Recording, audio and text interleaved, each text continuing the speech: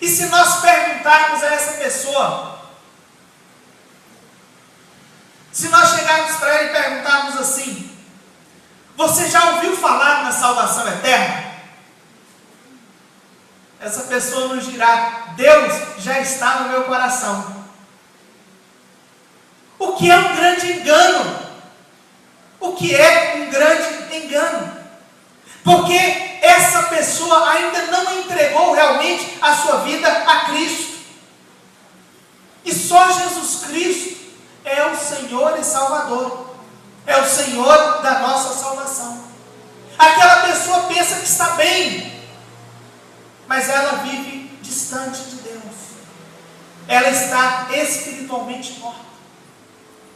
E a Bíblia diz: há um caminho que ao ser humano parece direito, correto, mas ao fim é um caminho de condenação, é um caminho de morte, porque aquela pessoa está numa condição de morte espiritual, ela está separada de Deus, ela está distante de Deus.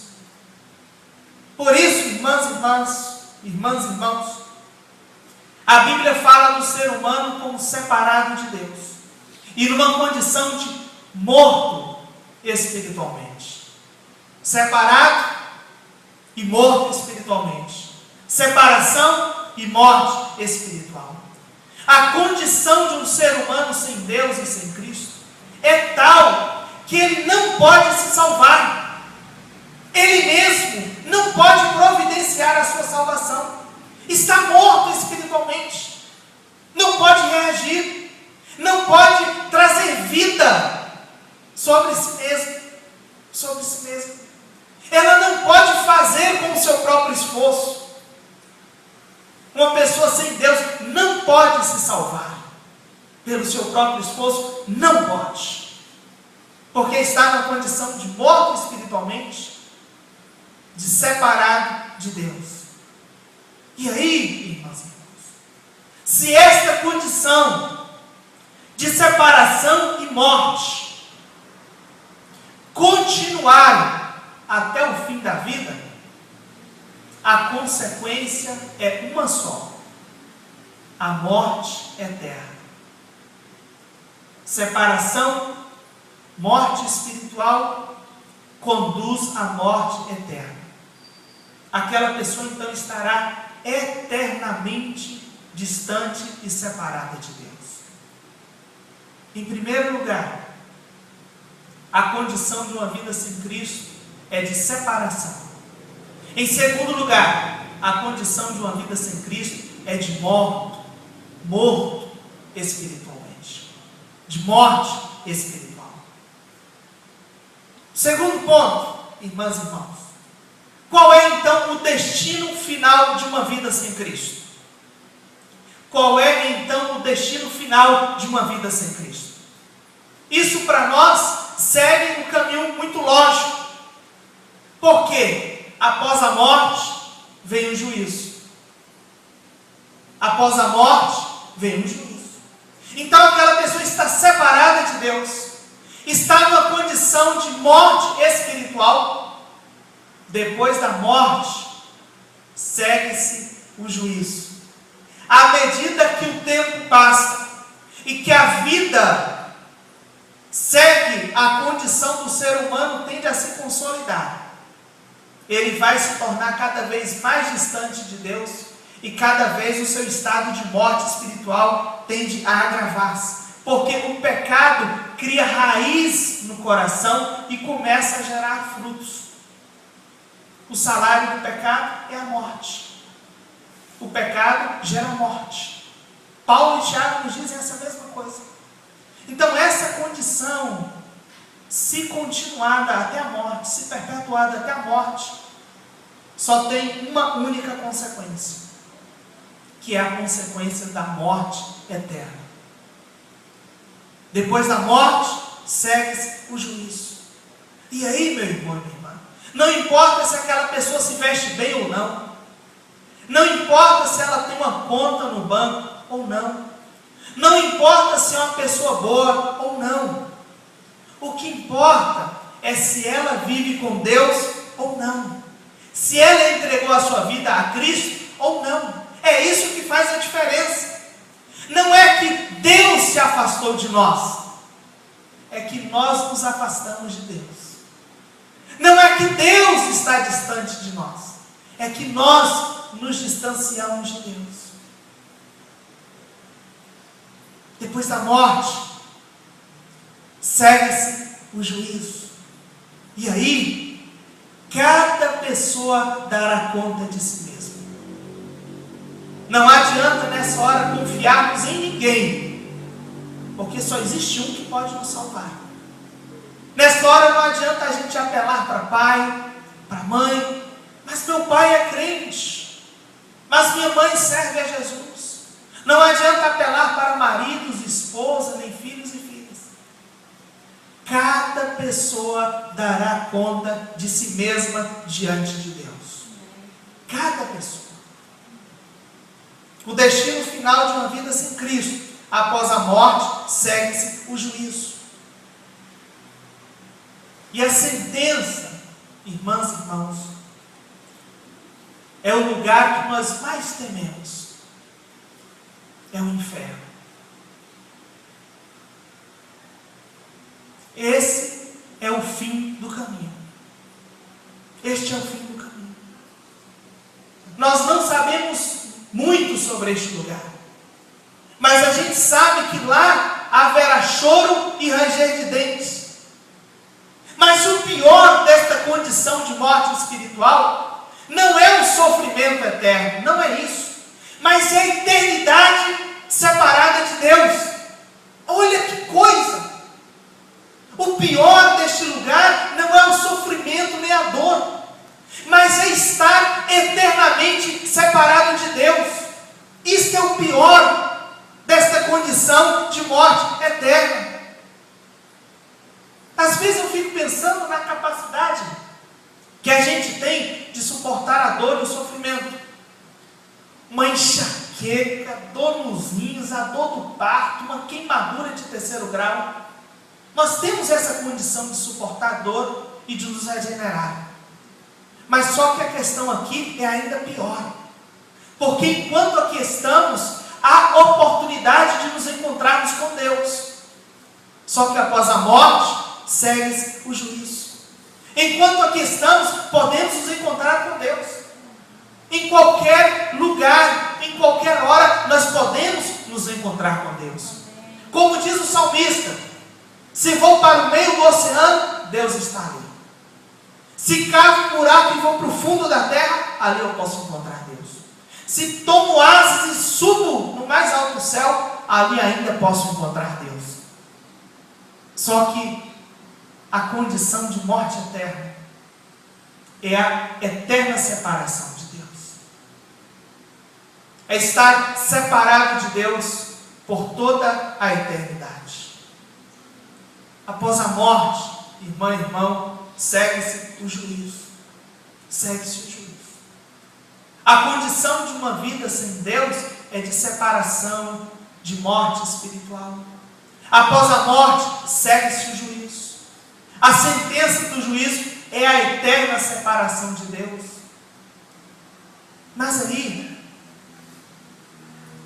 será que nós realmente cremos nisto que a Bíblia nos afirma? Tem muita gente que está servindo a Deus com medo de ir para esse lugar terrível. Mas ninguém deve servir a Deus por medo do inferno. A gente deve servir a Deus por amor a Deus mesmo. Porque a presença de Deus é mais importante para nós. Porque a gente realmente não consegue viver sem Deus. Será que a gente crê mesmo nessa palavra de Deus? Após a morte, segue-se o juízo. A sentença é o choro e o ranger de dentes. Durante a Segunda Guerra Mundial, nos campos de concentração,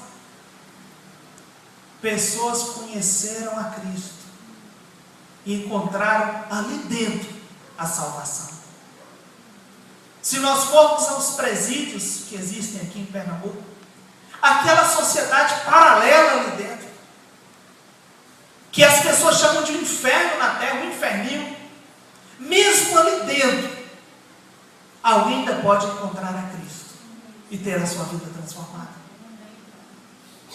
Mas a condição de morte espiritual, se levada adiante, leva à morte eterna. E a condição de morte eterna é irreversível, é irremediável, não tem volta, não tem esperança, não tem mais chance nem possibilidade de vida, não tem. É o eterno fim da eterna dor. Dá para imaginar essa ausência completa e absoluta da presença de Deus? É exatamente isso que é o inferno. É a ausência completa e absoluta de Deus. A gente não consegue nem imaginar isso, porque nós já dependemos de Deus mais do que o ar que respiramos. Porque a gente já tem a experiência com Deus. Mas o inferno é a ausência completa e absoluta da presença de Deus. A ausência completa e absoluta da presença de Deus. A condição de uma vida sem Cristo é de separação, é de morte espiritual. Se levada adiante, isto conduz à morte eterna. Depois da morte, segue-se o juízo. A sentença do julgamento é a eternidade, completamente separada e distante de Deus. Terceiro ponto: o valor de uma única vida. Em primeiro lugar, a condição de uma vida sem Cristo. Segundo lugar, o destino final de uma vida sem Cristo. Em terceiro lugar, o valor de uma única vida. O valor de uma única vida. Nós valorizamos as pessoas que amamos e que nos amam. As pessoas têm valor para nós. São especiais, sobretudo, as pessoas que nos amam e as quais amamos, com quem temos afinidade. Essas pessoas são especiais para nós, nós as amamos. E elas nos amam. E para nós elas têm muito valor. Nos últimos anos eu tenho tido a oportunidade de estar em vários enterros e velórios, e de muitas pessoas que não são de nenhuma igreja, que me convidam para estar ali orando junto com os familiares, diante daquelas pessoas que faleceram. E aí, uma coisa que sempre acontece, é que as pessoas que ali estão buscam uma esperança de salvação para aquela pessoa que já morreu. Elas buscam mesmo uma esperança de salvação para quem já morreu. E elas chegam para mim ali, às vezes durante mesmo a oração, às vezes no final da oração, e elas perguntam assim: pastor, fulano encontrou a salvação, não é? Buscam aquela esperança. Já encontrou a salvação, não é, pastor? E eu sempre respondo as mesmas coisas. Eu sempre digo duas coisas. Primeiro, eu digo: só Deus conhece o coração do ser humano na última hora. Nenhum de nós conhece. Só Deus conhece o coração do ser humano na última hora. E a segunda coisa que eu digo é: Jesus Cristo diz: eu sou o caminho, a verdade e a vida. Ninguém vem ao Pai senão por mim. São essas duas coisas que eu sempre digo naquele momento ali. Mas as vidas têm valor. E não têm valor apenas para nós. Elas têm maior valor ainda para Deus. Porque foi Deus que tomou a iniciativa da nossa salvação.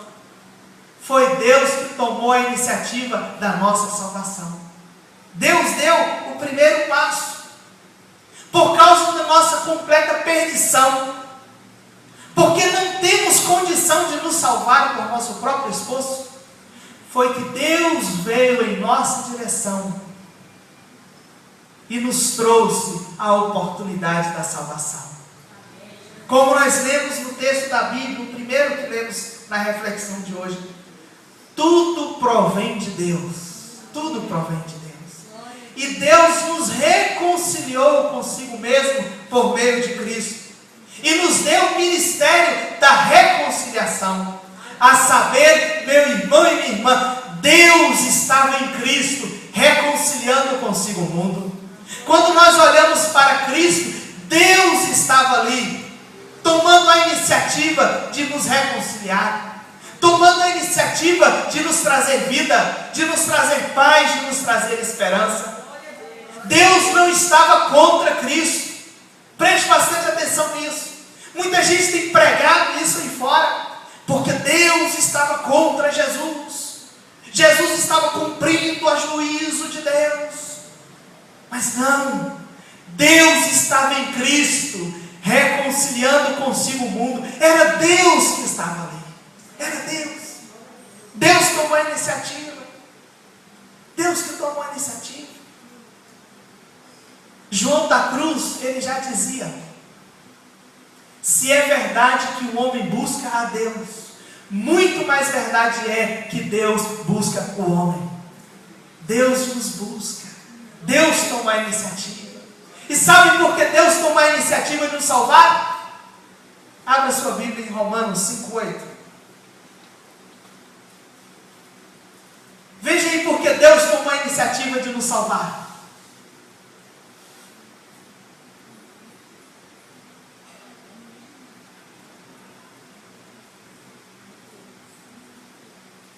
Romanos 5:8. Foi Deus que tomou a iniciativa, meu irmão. Foi Deus que deu o primeiro passo. A Bíblia diz, confirme aí comigo: Deus prova o seu próprio amor para conosco, em ter Cristo morrido por nós, sendo nós ainda pecadores. É isso que diz a palavra de Deus aí? Meu irmão e minha irmã, Deus tomou a iniciativa de nos salvar, porque Deus nos ama. Deus me ama. Deus ama você, meu irmão e minha irmã. E por isso Deus tomou a iniciativa. Quando nós damos um passo para Deus, é porque Deus já veio em nossa direção. Deus já veio. Deus já nos encontrou. Por isso que nós podemos nos encontrar com Deus. Deus já nos abraçou, por isso que nós podemos abraçar a Deus. Deus já disse sim a nós, por isso que hoje nós podemos responder sim a Deus. A nossa palavra é sempre uma resposta à palavra de Deus. A nossa iniciativa é sempre uma resposta à iniciativa de Deus. O nosso caminho é sempre um caminho de volta ao Pai que já nos encontrou, que já estava nos esperando no caminho. Uma vida para Cristo tem valor, tem valor. Por isso que a Bíblia diz, meu irmão e minha irmã, não é vontade de Deus que ninguém se perca, não é vontade de Deus que o ser humano morra, mas sim que se arrependa e viva. Deus mesmo diz: eu coloco diante de você a bênção e a maldição, a vida e a morte. Mas o próprio Deus diz: escolha a vida para que você viva. O próprio Deus escolhe a vida, porque viver é melhor. Escolhe a vida. As vidas têm valor para Deus. Cada pessoa é preciosa demais para Deus. E o preço foi um preço alto demais. Leia comigo 1 Pedro, capítulo de número 1, versículos 18 a 21.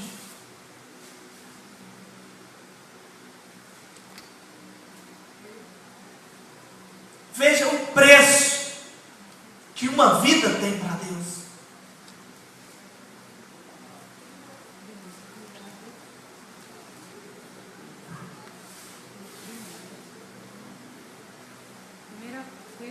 Primeira Pedro, capítulo de número 1, 18 a 21.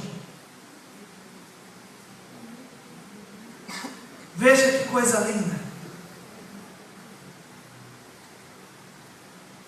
sabendo que não foi mediante coisas corruptíveis, como prata ou ouro, que fostes resgatados do vosso fútil procedimento que vossos pais vos legaram, mas pelo precioso sangue, como de cordeiro sem defeito e sem mácula, o sangue de Cristo, conhecido com efeito antes da fundação do mundo, porém manifestado no fim dos tempos, por amor de vós, que por meio dele tendes fé em Deus, o qual o ressuscitou dentre os mortos e lhe deu glória, de sorte que a vossa fé e esperança estejam em Deus.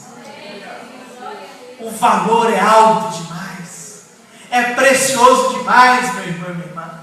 Não foi por prata e ouro que fomos redimidos, não foi por prata e ouro que fomos comprados, não foi por prata e ouro que fomos justificados, mas pelo precioso sangue de Cristo. E aí entra o mistério da Bíblia. Um justo morre no lugar dos pecadores, e por causa dele encontramos vida. Por causa dele encontramos vida. O preço é valioso demais, é precioso demais. A nossa salvação é um dom da graça de Deus, é um dom. Ninguém conquista por seu próprio esforço a salvação. Ninguém pode bater no peito e dizer, eu faço a minha salvação. Nenhum ser humano pode fazer isso. Mas nós podemos, com humildade, dobrar os nossos joelhos, bater no nosso coração, abaixar a cabeça e dizer, eu recebi a salvação de Deus. E receber com humildade, com gratidão e com arrependimento. A condição de uma vida sem Cristo é de separação e morte espiritual. Após a morte, segue-se o juízo. A consequência final é a separação eterna de Deus. Mas uma vida tem valor para Deus. Deus toma a iniciativa da nossa salvação. Ele faz isso por amor. Por amor que o Senhor nos salva. É porque Ele nos ama. Por isso que Ele nos salvou. Por isso que Ele nos deu vida. Por isso que Ele nos deu vida. E aí, meu irmão, a Bíblia faz uma advertência séria para nós que já encontramos a salvação. A Bíblia diz, olha, a salvação é tomada por esforço. Olha, não devemos negligenciar essa grande salvação, porque foi dom de Deus, precioso sangue de Cristo. Daí sim, como consequência da nossa salvação, devemos viver em santidade.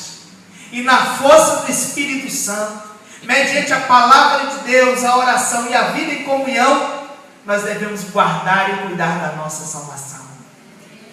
Veja comigo o que nos diz 2 Pedro, capítulo de número 2. Basta passar uma ou duas folhas aí na sua Bíblia. 2 Pedro, capítulo de número 2, 21 a 22. A séria advertência que a palavra de Deus faz diante da nossa grande salvação.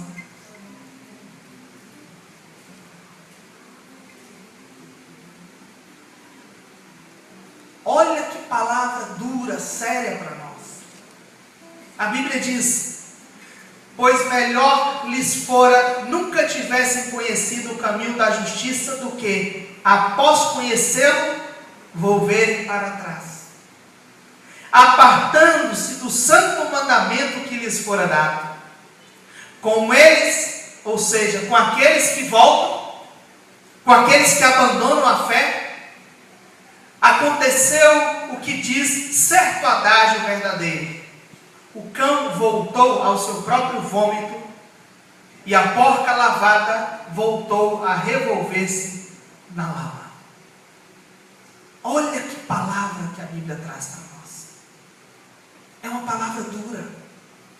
Aquelas pessoas que já encontraram o caminho da salvação não podem mais agora voltar atrás, porque já foram iluminadas, já tiveram vidas, já experimentaram o amor de Deus. E aí, quando isso acontece, delas voltarem, a Bíblia diz, é melhor que nunca tivessem conhecido, do que ter conhecido e voltar atrás. Porque o segundo estágio é pior do que o primeiro. Porque acontece com eles, como diz os adágios populares, o cão volta a tomar o próprio vômito, a porca limpa volta a estar no meio da lama, do lamaçal. Daí, irmãs e irmãos, a palavra de Deus nos faz essa advertência. Acompanhe comigo Hebreus 10.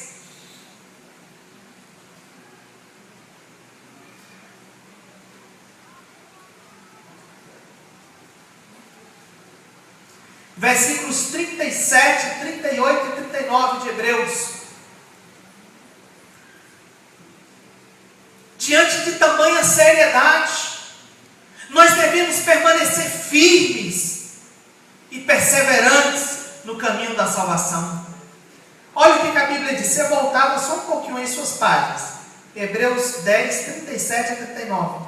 A Bíblia diz assim: porque ainda dentro de pouco tempo, aquele que vem, virá e não tardará. Todavia, o meu justo viverá por fé. O justo viverá por quê? Por fé. E se retroceder, nele não tem prazer a minha alma. Aí o autor da Bíblia conclui: nós, porém, não somos dos que retrocedem para a perdição, somos, entretanto, da fé para a conservação da alma.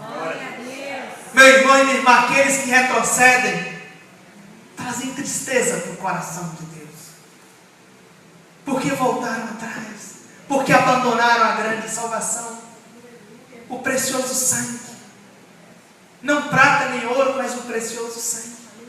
E aí, a palavra de Deus diz que Deus não tem prazer no coração, Deus se entristece por causa dessas pessoas. Mas o autor aqui da carta aos Hebreus, ou a autora, tem muita esperança no coração, porque diz assim: nós não somos dos que retrocedem, nós não somos dos que voltam atrás, mas nós permanecemos firmes na confissão da nossa fé para a conservação da nossa vida. O justo viverá por fé, meu irmão. E é aí que nós vivemos na nossa grande salvação. Em primeiro lugar, a gente viu a condição de uma vida sem Cristo. Em segundo lugar, a condição eterna de uma vida sem Cristo. Mas em terceiro lugar, nós vimos que as vidas têm valor para Deus, são preciosas para o Senhor. Deus quer nos ter ao lado dele. E em quarto lugar, a responsabilidade das vidas que tem Cristo. A responsabilidade das vidas que tem Cristo. A responsabilidade da vida que tem Cristo não é apenas manter a confissão da sua fé firme, viver em santidade, permanecer na graça de Deus, perseverar nos caminhos do Senhor. Não é apenas isso. Mas nós temos uma responsabilidade maior. As vidas que já têm Cristo têm uma grande missão dada por Deus. Diante dessa grande realidade de perdição e salvação, as pessoas que têm Cristo têm uma grande missão. Há uma missão que é nossa. E aí, irmão e irmã, nós não podemos nos calar. Nós não devemos nos calar. Temos que anunciar a mensagem do Evangelho, porque o Evangelho é a graça de Deus, o Evangelho é a boa notícia de Deus. Jesus Cristo é o Evangelho. Jesus é tanto a mensagem quanto o mensageiro do Evangelho. As palavras de Jesus são o genuíno Evangelho, mas o próprio Jesus, o mensageiro, é Ele mesmo o Evangelho. Ele é a boa notícia de Deus, porque Deus amou o mundo, por isso trouxe Jesus, e por Ele nós temos vida, nós temos vida, nós temos, irmãs e irmãos, uma grande missão nós temos. Veja como é que a Bíblia diz claramente isso para nós. 1 Pedro de novo, capítulo de número 2, 9 e 10.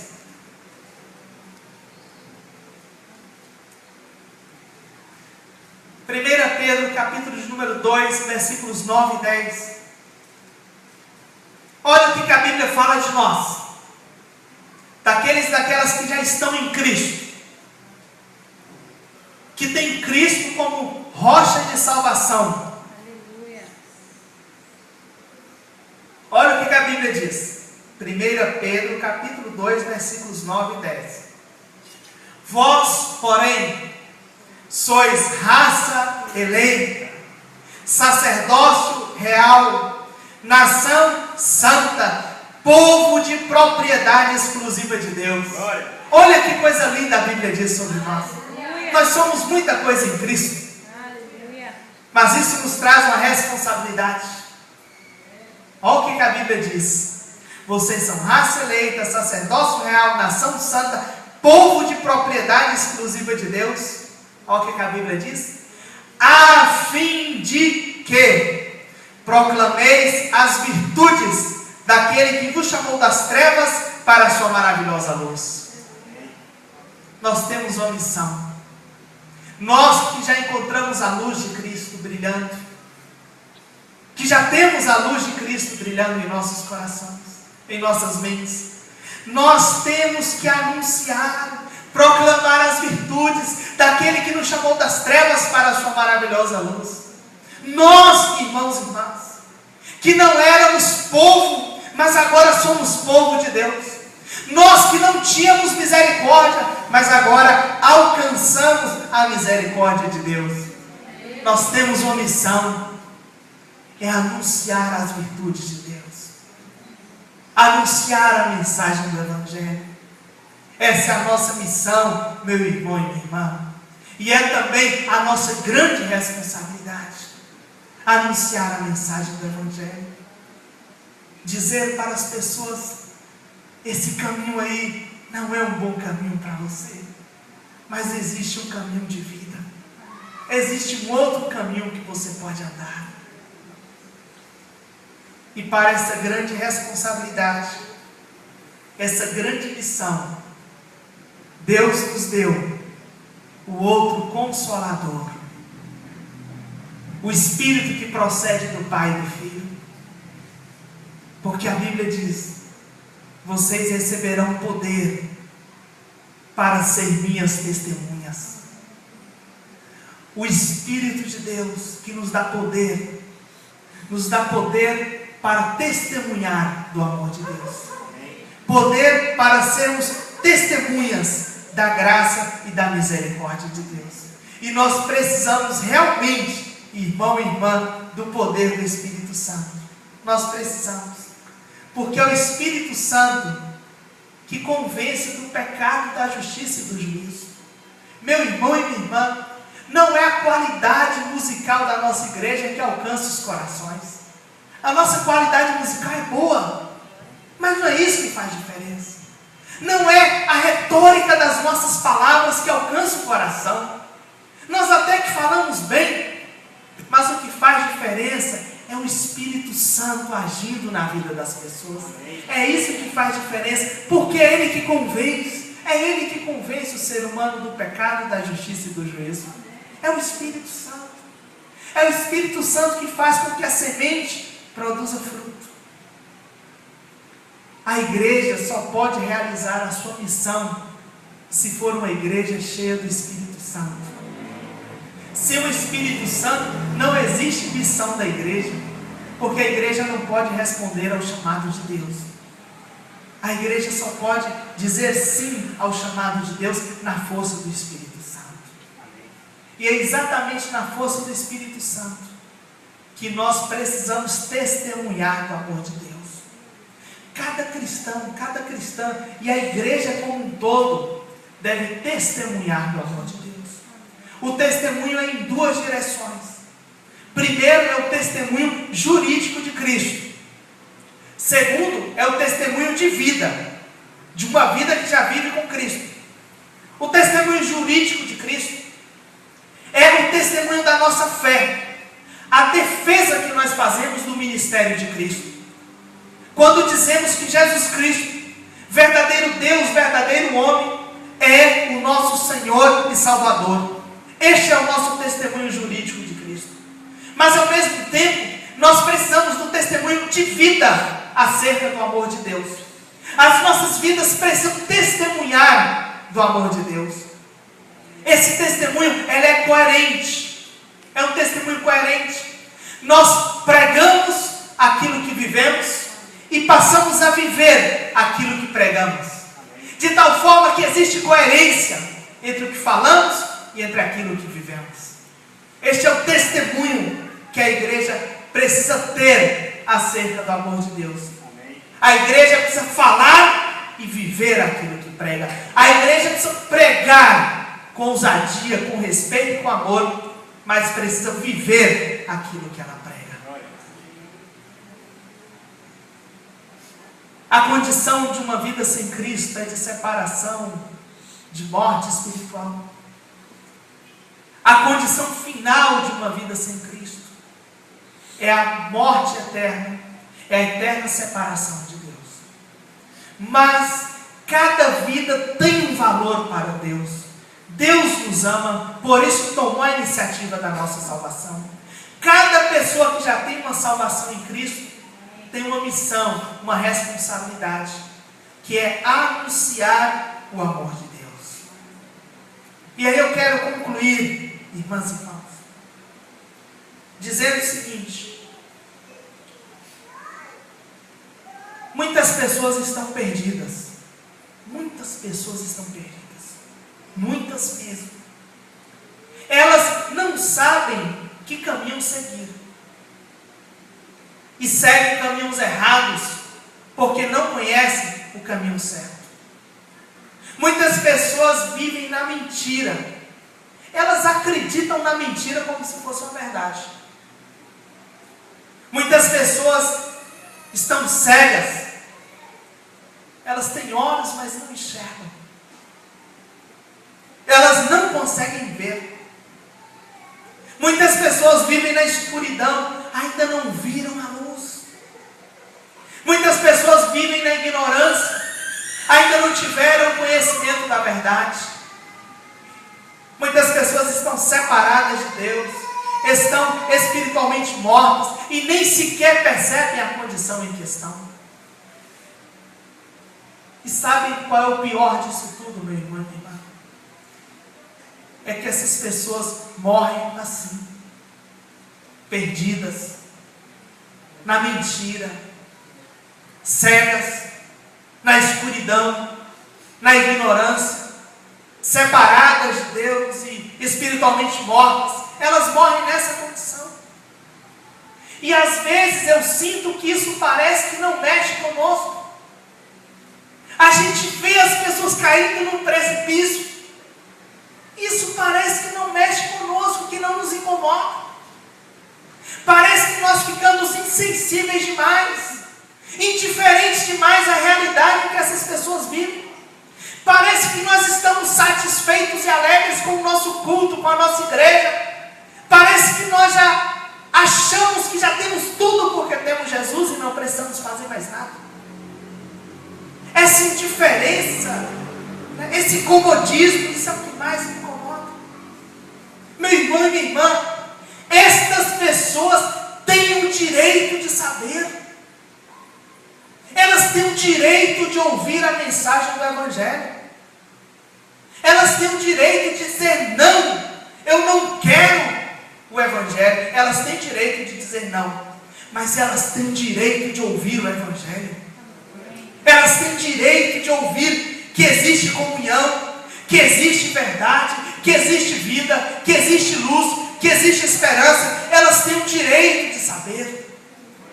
Elas têm o direito, meu irmão. É um direito delas. E nós é que somos os instrumentos de Deus para isso. O preço pago por cada pessoa é valioso demais, é precioso demais, vale muito mais do que todo o ouro e toda a prata, porque foi o precioso sangue de Jesus Cristo que foi derramado. Ele nos comprou, Ele nos resgatou por alto preço. Deus pagou um preço por elas. Elas ainda têm chance. Se Deus acreditou nessas pessoas, nós também precisamos acreditar.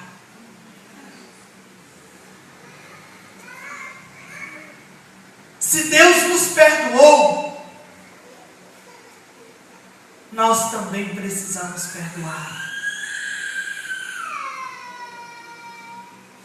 Se Deus acreditou em nós precisamos acreditar nas pessoas.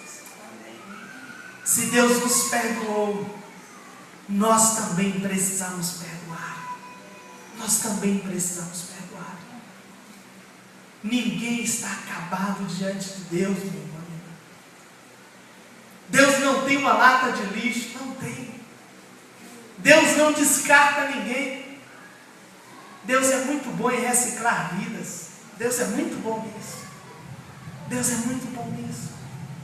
Deus é muito bom em pegar aquelas pessoas que ninguém mais acredita, mas que alguém acreditou e levou a palavra de Deus. Deus tem prazer em transformar a vida daquela pessoa. E não importa mais o que ela fez, como ela viveu, o que importa é como ela viverá agora. O que ela fará a partir de agora. Deus pagou um preço por elas. Elas têm chance. Elas têm chance. Elas têm chance. Elas têm chance.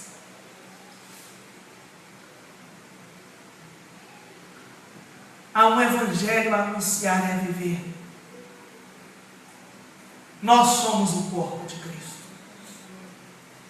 E esta imagem que a Bíblia usa para nós, para a igreja, essa metáfora, é muito rica e muito séria.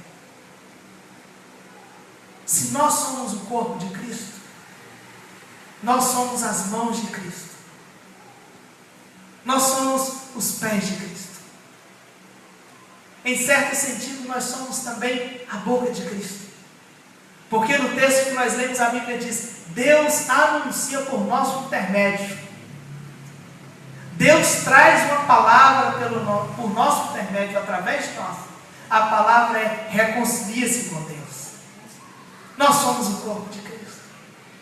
Por isso, meu irmão e minha irmã, ceda o seu ombro para que alguém repouse.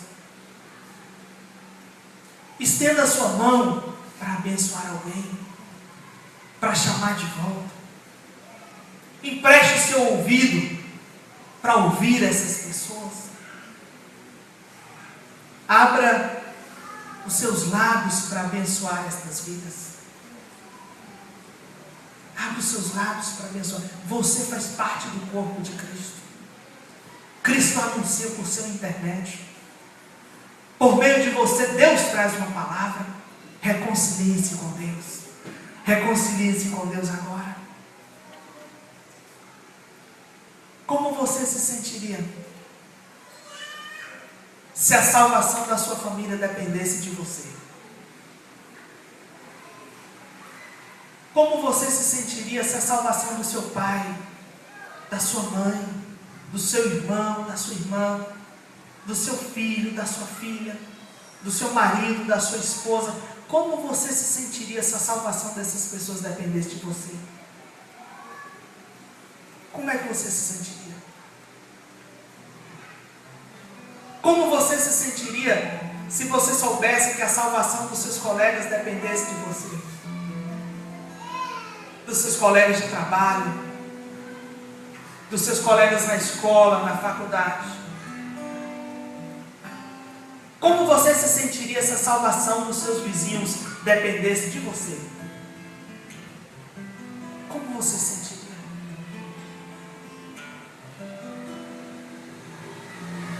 Meu irmão e minha irmã, em certo sentido, a salvação dessas pessoas depende de você. Porque você é o instrumento de Deus colocado naquele lugar para a salvação daquelas pessoas.